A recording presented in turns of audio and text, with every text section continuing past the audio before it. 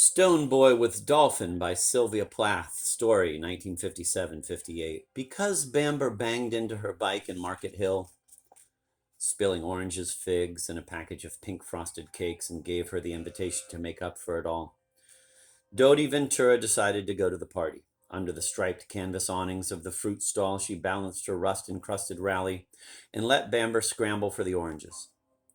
He wore his monkish red beard barbed and scraggy. Summer sandals buckled over his cotton socks, though the February air burned blue and cold. "You're coming, aren't you?" Albino eyes fixed hers. Pale, bony hands rolled the bright tang-skinned oranges into her wicker bike basket. Unfortunately, Bamber restored the packet of cakes, a bit mashed. Dodi glanced evasive down Great St. Mary's Passage lined with its parked bikes, wheels upon wheels. The stone facade of King's and the pinnacles of the chapel stood elaborate, frosty against a thin watercolor blue sky. On such hinges fate turned.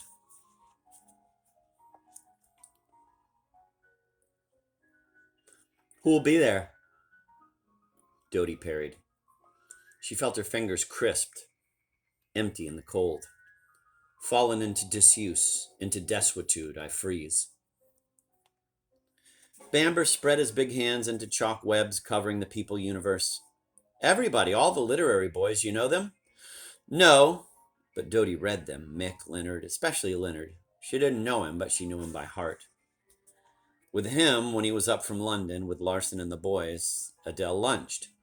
Only two American girls at Cambridge, and Adele would have to nip Leonard in the bud. Hardly bud.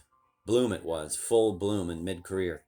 "Not room for the two of us," Dodi had told Adele, the day Adele returned the book she had borrowed, all newly underlined and noted in the margins. "But you underline," Adele justified sweetly, her face guileless in its cup of sheened blonde hair. "I beat my own brats," Dodi said. "You wipe your hand marks off." For some reason, at the game of queening, Adele won. Adorably, all innocent surprise. Dodi retreated with a taste of lemons into her green sanctum at Arden with her stone facsimile of Verrocchio's boy. To dust, to worship. Vocation enough. "I'll come," Dodi suddenly said. "With whom?" "Send Hamish along," Bamber sighed. "He'll be there." Dodi pedaled off toward Bennett Street, red plaid scarf and black gown whipping back in the wind. Hamish, safe, slow. Like traveling by mule minus mule kicks, Dodi chose with care and a curtsy to the stone figure in her garden. As long as it was someone who didn't matter, it didn't matter. Ever since the start of Lent term, she had taken to brushing snow from the face of the winged, dolphin-carrying boy centered in the snow-filled college garden, leaving the long tables of black-gowned girls chattering and clinking glasses of water over the sodden dinners of spaghetti, turnips, and slick fried eggs, with purple raspberry fool for dessert. Dodi would push back her chair, gliding, eyes lowered, obsequious, a false demure face on, past high table where Victorian vintage dons dined on apples, chunks of cheese and dietetic biscuits, out of the scrolled white-painted hall with its gilt-framed portraits of principals in high-necked gowns leaning altruistic and radiant from the walls. Far from the drawn, wan blue and gold-ferned draperies, she walked. Bare halls echoed to her heels. In the vacant college garden, dark-needled pines made their sharp assaults of scent on her nostrils, and the stone boy posed on one foot, wings of stone balancing like feathered fans on the wind, holding his waterless dolphin through the rude, clamorous weathers of an alien climate. Nightly after snows with bare fingers, Dodi scraped the cake snow from his stone-lidded eyes, and from his plump stone cherub foot. If not I, who then?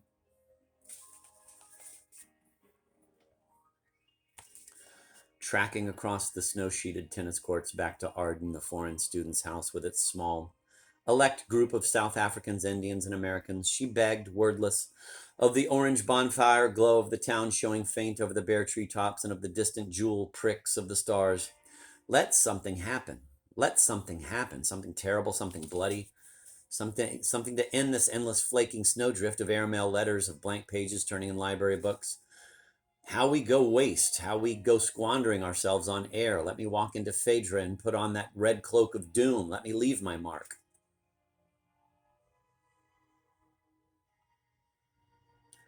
But the days dawned and set neatly, nicely toward an honors BA, and Mrs. Guinea came round, regular as clockwork, every Saturday night, arms laden with freshly laundered sheets and pillowcases, a testimony to the resolute and eternally renewable whiteness of the world. Mrs. Guinea, the Scottish housekeeper for whom beer and men were ugly words. When Mr. Guinea died, his memory had been folded up forever like a scrapbook newspaper, labeled and stored, and Mrs. Guinea bloomed scentless, virgin again after all these years, resurrected somehow in miraculous maidenhood. This Friday night, waiting for Hamish, Dodie wore a black jersey and a black and white checked wool skirt clipped to her waist by a wide red belt. I will bear pain, she testified to the air, painting her fingernails apple cart red. A paper on the imagery in Phaedra, half done, stuck up its seventh white sheet in her typewriter.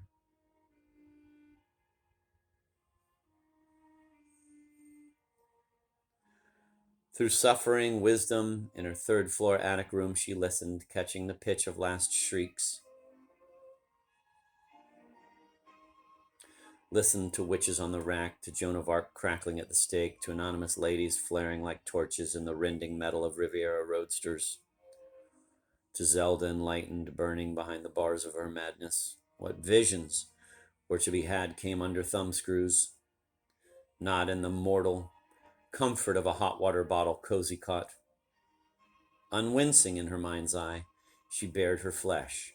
Here, strike home. A knock beat on the blank white door. Dodie finished lacquering the nail of her left little finger, capped the bottle of blood-bright enamel, holding Hamish off, and then waving her hand to dry the polish, gingerly she opened the door. Bland, pink face and thin lips set ready for a wise guy smile. Hamish wore the immaculate navy blue blazer with brass buttons which made him resemble a prep school boy or an off-duty yachtsman. "Hello," Dodie said. "How," Hamish walked in without her asking him, "are you?" "I've got sinus," she sniffed thickly, her throat clotted, obliging, with an ugly frogging sound. "Look," Hamish laved her with water-blue eyes, "I figure you and I should quit giving each other such a hard time." "Sure," Dodie handed him her red wool coat and bunched up her academic gown into a black funereal bundle. "Sure thing." She slipped her arms into the red coat as Hamish held it flared. "Carry my gown, will you?" She flicked off the light as they left the room and closed the cream-painted door behind them. Ahead of Hamish, down the 2 flights of stairs, step by step, she descended. The lower hall stood empty, walled with numbered doors and dark wainscoting. No sound except for the hollow ticking of the grandfather clock in the stairwell. "I'll just sign out." "No, you won't," said Hamish. "You'll be late tonight, and you've got a key."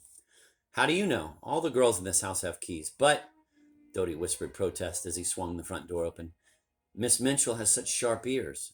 "Minchell?" "Our college secretary. She sleeps with us. She keeps us." Miss Minchell presided, tight-lipped and grim, over the Arden breakfast table.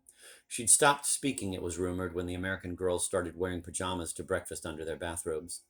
All British girls in the college came down fully dressed and starched for their morning hot tea, kippers and white bread.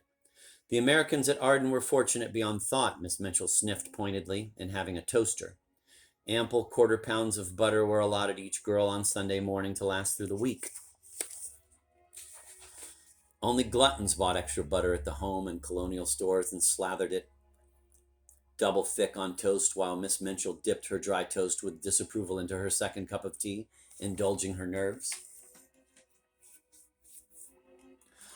A black taxicab loomed in the ring of light from the porch lamp where moths beat their wings to powder on spring nights. No moths now, only the winter air like the great pinions of an Arctic bird fanning shivers up Dodie's spine. The rear door of the cab, open on its black hinges, showed a bare interior, a roomy, cracked leather seat. Hamish handed her in and followed her up. He slammed the door shut, and as at a signal, the taxi spun off down the drive, gravel spurting away under the wheels. Sodium vapor lights from the Finn Causeway wove their weird orange glare among the leafless poplars on Sheep's Green, and the houses and storefronts of Newnham Village reflected the sallow glow as the cab bounced along the narrow potholed road, turning with a lurch up Silver Street.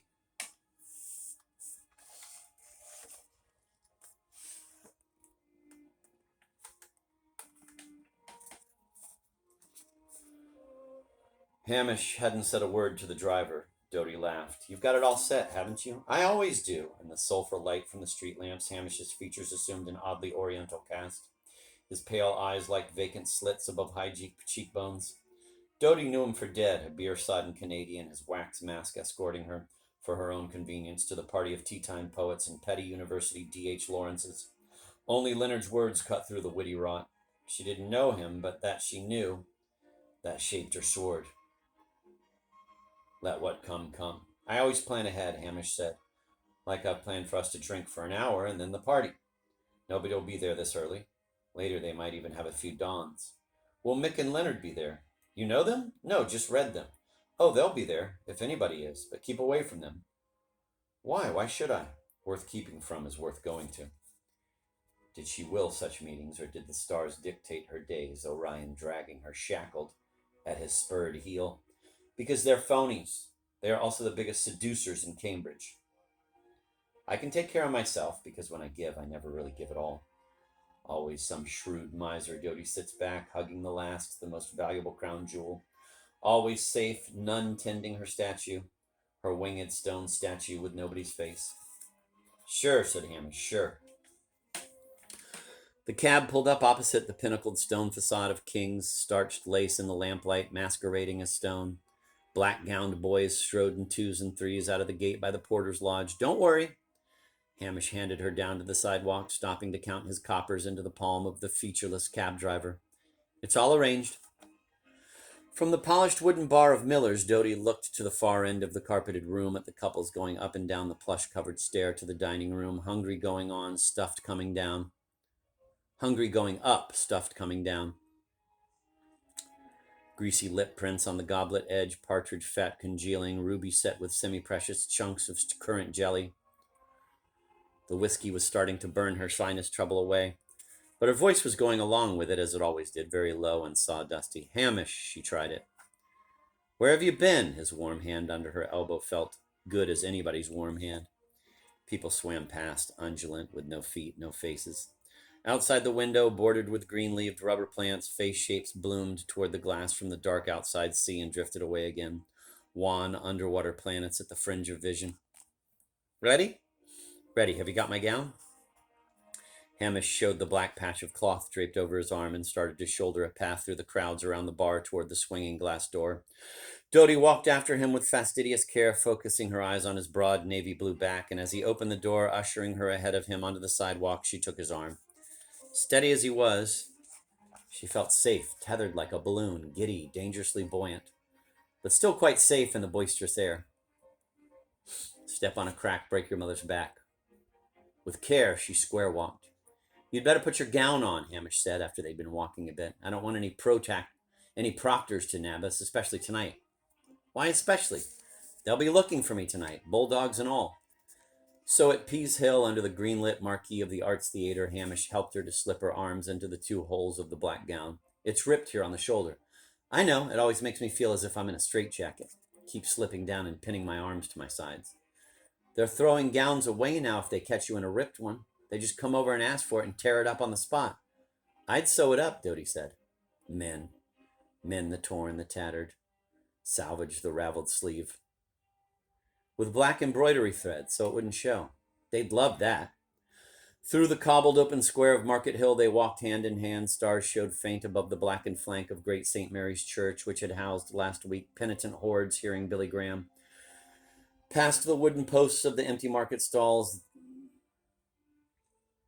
then up Petty Curry, past the wine merchants with his windows of Chilean Burgundy and South African sherry, past the shuttered butcher shops and the leaded panes of heifers where the books on display spoke their words over and over in a silent litany on the eyeless air. The street stretched bare to the Baroque turrets of Lloyd's, deserted except for a few students hurrying to late dinners or theater parties, black gowns flapping out behind them like rooks' wings on the chill wind. Doty gulped cold air, a last benison. In the dark, crooked alleyway of Falcon Yard, light spilled out of upper-story windows. Bursts of laughter came, dovetailing with the low, syncopated strut of a piano. A doorway opened its slat of light to them. Halfway up the glaring steepness of the stair, Doty felt the building waver, rocking under the railing her hand held, her hand slimed chill with sweat. Snail tracks, fever tracks, but the fever would make everything flow right, burning its brand into her cheeks, blotting out the brown scar on her left cheek in a rose of red, like the time she went to the circus when she was 9 with a fever after putting ice under her tongue so the thermometer wouldn't register and her cold had vanished when the sword swallower sauntered into the ring and she fell for him on the spot. Leonard would be upstairs in the room at the top of the stairs she and Hamish were now ascending, according to the clocked stations of the stars. You're doing fine, Hamish, just behind her shoulder, his hand firm under her elbow, lifted her upward step and then step. I'm not drunk. Of course not. The door frame hung suspended in a maze of stairs, walls lowering, rising, shutting off all the other rooms, all the other exits, but this one. Obedient angels in pink gauze trolleyed away on invisible wires, the surplus scenery in the middle of the doorway, Dodie poised. Life is a tree with many limbs. Choosing this limb, I crawl out from my bunch of apples. I gather unto me my wine saps, my Coxes, my Bramleys, my Jonathans, such as I choose, or do I choose? Dodie's here. Where? Larson, beaming, his open American face hearty, faintly shiny as always with an unsquelchable easy pride. Came up, glass in hand. Hamish did away with Dodie's coat and gown, and she laid her scared brown leather pocketbook on the nearest windowsill. Excuse me. She laid her scarred brown leather pocketbook on the nearest windowsill. Mark that. I've drunk a lot, Larson observed, amiable, shining with that ridiculous pride as if he had just successfully delivered quadruplets in a nearby maternity ward. So don't mind what I say. He, waiting for Adele, stored niceness, spilled honey prodigal, with Adele's lily head in mind. Dodie knew him only by hellos and goodbyes, with Adele ever in attendance. Mick's gone already. Larson jutted his thumb into the seethe and flux of dancers, sweat smells, and the Friday night stew of pungent, warring perfumes. Through the loose, twining rhythms of the piano, through the blue heron hover of smoke,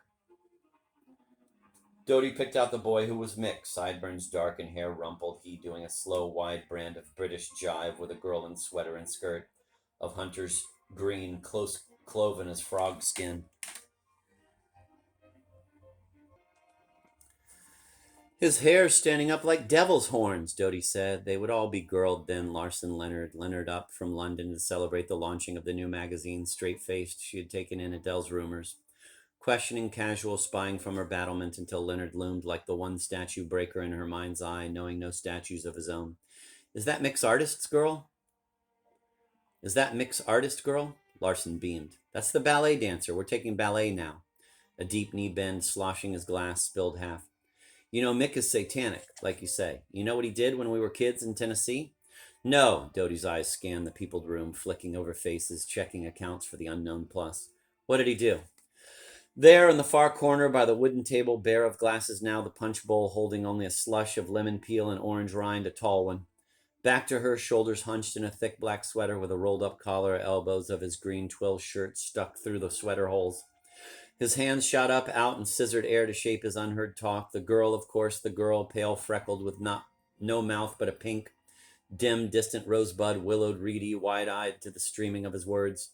It would be what's-her-name, Dolores or Cheryl or Iris, wordless and pallid companion of Dodie's classical tragedy hours. She, silent, fawn-eyed, clever, sending her corpse for a stand-in at supervisions, to read about the problem of Prometheus in a rustling, dust-under-the-bed voice, while, shut miles away, sanctuaried safe, she knelt in her sheet before the pedestaled marble of statue worshipper. She, too, so... Who, Dodie asked, sure now, is that? But nobody answered. About wild dogs, Larson said. And Mick was king of the wild dogs and made us fetch and carry.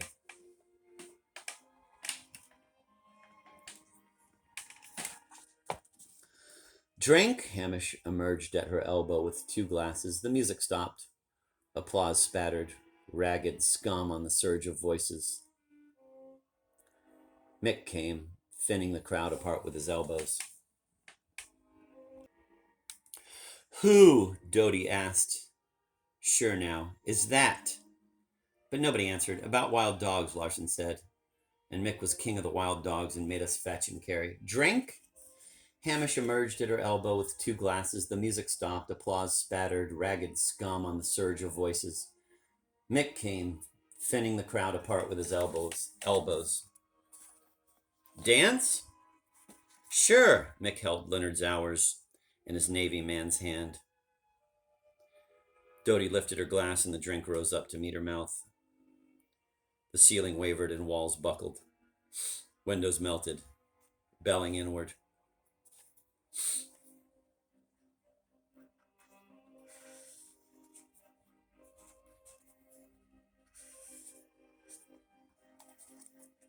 Oh, Dodie, Larson grinned. You've spilled. Wet drops watered the back of Dodie's hand. A dark stain extended, spreading on her skirt, marked already. I want to meet some of these writers. Larson craned his thick neck. Here's Brian, the editor himself. Will he do? Hello. Dodie looked down at Brian, who looked up at her, dark-haired, impeccable, a dandy little package of a man. Her limbs began to mammoth, arm up the chimney, leg through the window, all because of those revolting little cakes. So she grew, crowding the room. You wrote that one about the jewels, the emerald's lettuce light, the diamond's eye. I thought it was... Beside the polished black hearse of the piano, Milton Chubb lifted his saxophone, his great body sweating dark crescents under the arms. Dilly's, shy, fuzzy chick of a thing that she was, nestled under his arm, blinking her lashless lids. He would crush her.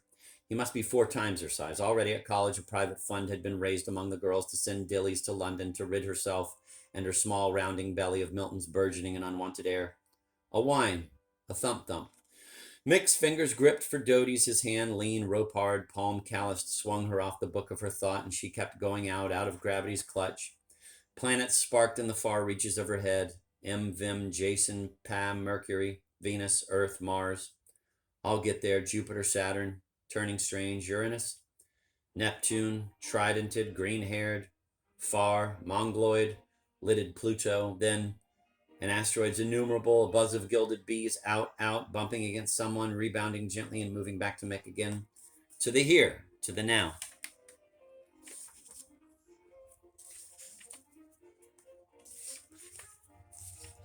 I can't dance at all. But Mick turned a deaf ear. Whorls waxed against siren calls. Grinning at her from farther away, he receded, over the river into the woods. His Cheshire cat grin hung luminous. Couldn't hear a word in his canary-feathered heaven.